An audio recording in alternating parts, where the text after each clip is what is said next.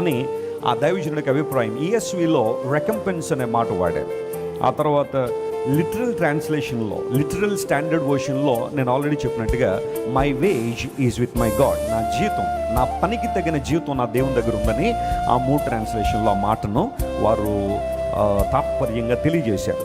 దీనికి అర్థం ఏంటి అంటే, నా దేవుడు న్యాయకర్త కనుక నేను పడిన ప్రయాసకు, నా ప్రార్థనకు ఆయన సరైన సమయంలో సరైన ప్రతిఫలాన్ని ఇస్తాడు. నమ్మిన వారు స్తోత్రం చెప్దాం. హల్లెలూయా.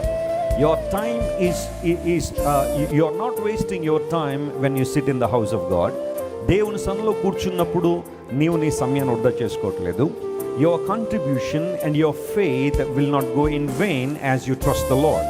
దేవుని యందు విశ్వాసం ఉంచావు కాబట్టి నీ ప్రార్థన, నీ సమర్పణ, నీ విశ్వాసాన్ని దేవుడు ఎప్పుడు కూడా వ్యర్థపరచట్లేదు. ఖచ్చితంగా వాటికి సమాధానం ఇస్తాడని బైబిల్ చాలా స్పష్టంగా తెలియజేస్తోంది.